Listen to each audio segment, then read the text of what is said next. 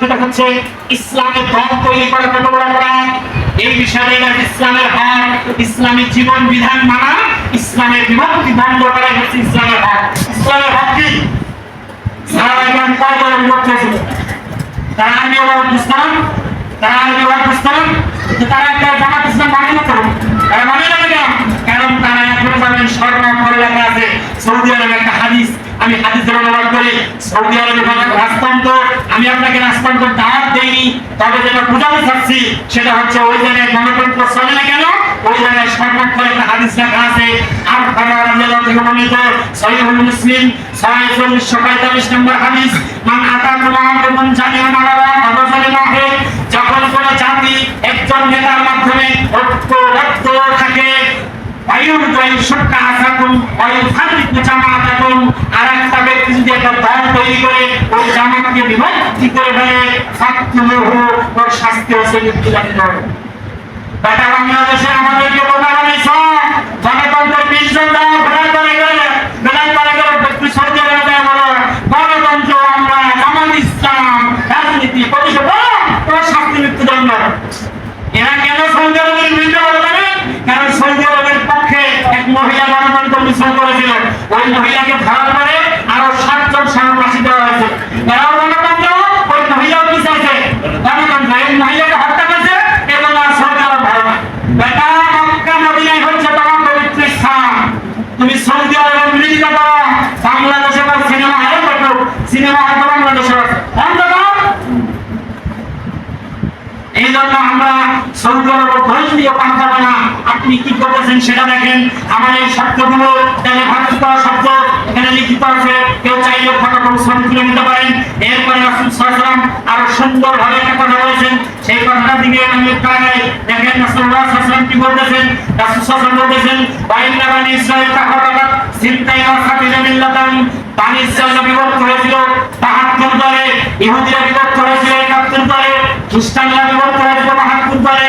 অর্থাৎ তারিকুন উম্মতি আলা সালাসাতি মাসাবিনা মিল্লাতান, আমার উম্মত বিভক্ত হবে ৭৩ দলে, কুল্লুহুম ফিন্নার, প্রত্যেকটা দল জাহান্নামে যাবে, ইল্লা মিল্লাতান ওয়াহিদান, একটা দল জান্নাতে যাবে। সেই দলটা কি জামাত ইসলাম? না। সেই দলটা কি চরমনাই? না। সেই দলটা কি আগ্রাসী? না। এখন পরিষ্কার ভাষা বলেন, সেই দলটা নবী রাসূল সাল্লাল্লাহু আলাইহি ওয়াসাল্লাম বলছে, মান আলাইহি আল-ইয়াউমা সাহাবী, আমি যেটা মেনেছি সাহাবায়ে কেরাম যেটা মেনেছে, সাহাবায়ে কেরাম কোরআনের সরল তরজমা ব্যাখ্যা বিশ্লেষণ রাসূল থেকে মেনেছে, তারা রাসূলের বুখারী মুসলিম এগুলো মেনেছে। আজকে আমরা রাসূলের সহিহ হাদিস মানি না, আজকে আমরা রাসূল সাল্লাল্লাহু আলাইহি ওয়াসাল্লামের পক্ষবদ্ধ জামাত জামান করতে চাই না।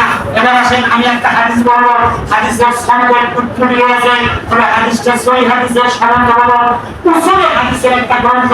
উসুল হাদিসের একটা নিয়ম হচ্ছে কোন হাদিস যদি সহিহ হাদিসের বিরুদ্ধে না যায়, সেই হাদিসকে দলিল হিসেবে গ্রহণ করা যায়।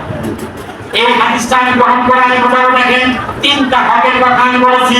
রাসূল সাল্লাল্লাহু আলাইহি ওয়াসাল্লাম বলেন, মান ক্বালা ইযা আসবাহা ওয়া ইযা আমসা, কোন মানুষ যদি সকালবেলায় বলে এবং সন্ধ্যায় বলে রাদিতু বিল্লাহি রাব্বান, আমি রবকে পেয়ে সন্তুষ্ট, আমি ইসলামে দিনার, আমি ইসলামকে দ্বীন হিসাবে সন্তুষ্ট, আমি মুহাম্মদুর রাসূলুল্লাহ, আমি মুহাম্মদ সাল্লাল্লাহু আলাইহি ওয়াসাল্লামকে নবী হিসাবে পেয়ে সন্তুষ্ট। রাসূল সাল্লাল্লাহু আলাইহি ওয়াসাল্লাম বলেছেন, কানা হাক্কান আলাল্লাহি আন ইউরিদিয়া, অবশ্যই আল্লাহ তার উপরে হক সন্তুষ্ট। সন্তুষ্টর পরিমাণটা কি? হকের পরিমাণ। তাহলে আপনাকে 6টা হক বিচিত্র করতে জানি, 3টা হক। একটা হক কি বলেছি? আল্লাহ হক তাওহীদ কি? সে 2 নম্বর বলেছে রাসূলের হক। রাসূলের হক কি? সহিহ হাদিস ভিত্তিক জীবন যাপন করা, বেদাত মুক্ত জীবন যাপন করা। 3 নম্বর বলেছে ইসলামের হক, ইসলাম আপনার কাছে যেটা চায় সেটা আপনি ইসলামে যখন ঢুকবেন, ফাকুলু জামাআতাকুম, ইসলাম থেকে যদি কেউ বের হয়ে যায় তার শাস্তি কি? মৃত্যুদণ্ড। সুতরাং আপনি যে পাগলামি ইসলাম মানতেছেন, ওগুলো ইসলাম নয়, ওগুলো জাল ইসলাম। ওখান থেকে বের হয়ে প্রকৃত ইসলাম মানতে হবে। আল্লাহ আমাদেরকে আল্লাহর হক, মুহাম্মদ সাল্লাল্লাহু আলাইহি ওয়াসাল্লামের হক এবং ইসলামের হক এবং এর বিপরীত বিভক্তি বেদাত এবং শিরিক থেকে বাঁচার তৌফিক দান করো, সবাই মিলে আমিন। ইয়া আল্লাহ, আজকের এই আলোচনা আমরা সবাই যেন মানতে পারি এবং এর উপরে আমি সবাই যেন এই বাংলাদেশে আমরা রাসূল সাল্লাল্লাহু আলাইহি ওয়াসাল্লামের হক, আল্লাহর হক, ইসলামের হক বাস্তবায়ন করতে পারি।